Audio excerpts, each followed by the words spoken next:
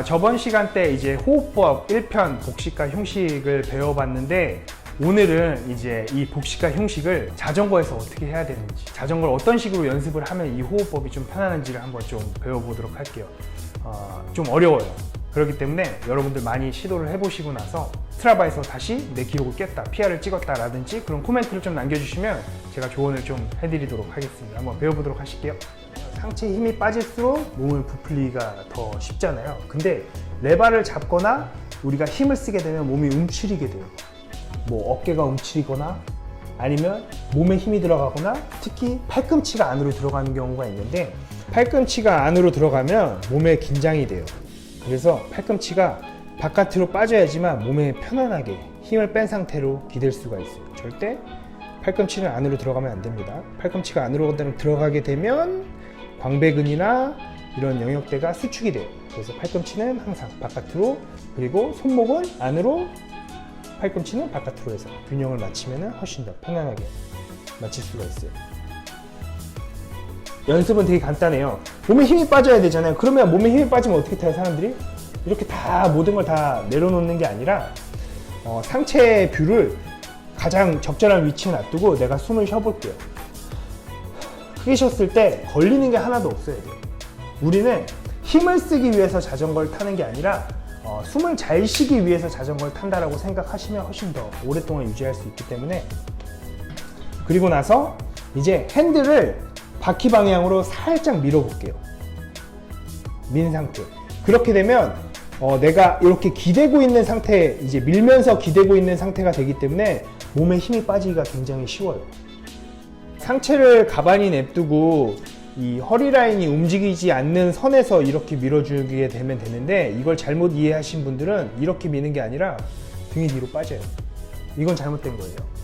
그러니까 상체를 가만히 냅둔 상태에서 그냥 밀고 있다라는 느낌으로 기대 주시면 됩니다. 잘된 예, 잘못된 예. 레바를 살짝 밀어줍니다. 세게 안 잡아도 돼요. 그립은 밀어준 상태를 두고 내 상체가 안 움직이게 놔둔 상태에서 계속 큰 숨을 쉽니다.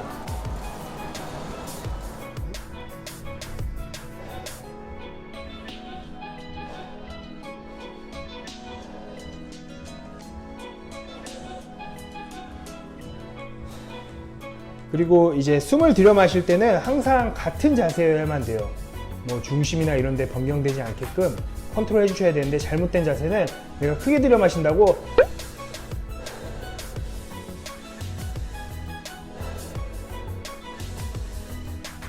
이렇게 등 라인이 움직이면 안 됩니다. 내 심박 개수가 빨라지면 호흡의 템포도 빨라지는 거고, 심박 개수가 낮아지면 템포도 낮아지는 거예요. 페달링하고 절대 무관해요. 그래서 호흡은 호흡대로 하고 페달링은 페달링대로 이렇게 분리를 하셔야 돼요. 같이 내 호흡에 맞춰서 하시게 되면 절대 깊게 못 마십니다. 짧아져요, 호흡. 최대한 깊게 들여 마시고 내뱉는 운동도 운동이에요. 그래서 폐활량이 이제 좀 안 좋으신 분들은 되게 일찍 내가 빨아들이고 싶어도 못 빨아들이는 느낌이 드실 거예요. 그래서 그걸 자주 하실수록 내 깊게 들여 마시는 시간대와 이런 게 거리가 늘어나요. 그렇게 되면 자연적으로 다리는 더 오랫동안 살아 있습니다. 산소 도핑이라고 하죠. 한 가지 명심해야 될 거는 내 숨소리를 들어보세요. 내 숨소리가 흡입하는 게 가는지 아니면 소리가 되게 넓게 들리는지를 한번 들어보세요. 일단 가늘면 목구멍이 되게 좁은 거예요. 우리가 수축을 하려고 해서 이렇게 하게 되면 되게 가는 소리가 나요. 그래서 넓은 소리, 그냥 끊기지 않고 걸리지 않고 계속 자연스럽게 쉬는 소리, 숨소리가 가장 좋은 위치거든요. 그건 마찬가지로 또 목젖에 힘을 빼야 돼요. 목에 힘을 빼야지만 훨씬 더 이런 소리가 나지, 목에 힘이 들어가면 이렇게 걸린 듯한 소리가 난단 말이에요. 그러니까 최대한 몸에 힘을 빼는 연습을 많이 하도록 하십시오. 그래야지만 많은 양의 산소를 들여 마실 수 있습니다. 이상 100만 킬로 코치 박선호입니다. 감사합니다. 코치님 이제 막 봄철에 이제 자전거 타려고 하는데 자꾸 요새 초미세먼지가 어쩌고저쩌고 하잖아요. 근데 소화기에 안 좋다고 하는데 저희는 자전거를 타고 싶고 근데 어떻게 해야 될까요? 선수들은 미세먼지 있을 때 어떻게 하죠? 뭐 걔네들 마스크 하나 던져주고 그냥 편하고요. 어쩔 수가 없어요. 선수들은 마스크 안 쓸 때도 있고, 저 선수 당시에도 뭐 가끔씩 미세먼지 되게 심하다고 했었는데 그냥 타요. 어쩔 수가 없어. 직업이니까. 네.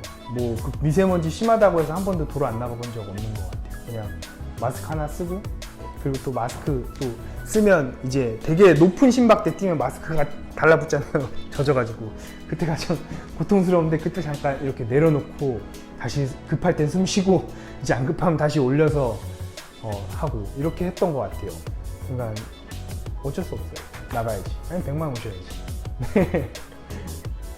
밖에서 타는 것보다 실내에서 공기청정기 틀어놓고 타는 게 훨씬 그래도 괜찮겠죠? 그러니까 어느 대회를 준비하냐에 따라서 달라지는 것 같아요. 만약에 그란폰도를 준비한다라고 하면 절대 실내에서 마일리지가 형성이 안 돼요. 주당 키로가 있기 때문에. 뭐 가끔씩 롤러로 그 주당 키로수를 채우시는 분들이 있는데, 그거는 엄청난 정신력 아니면 좀 불가능할 것 같아요. 멘탈이 아니면 좀 불가능할 것 같고, 마스크 쓰고 타야죠. 어쩔 수가 없어요. 네.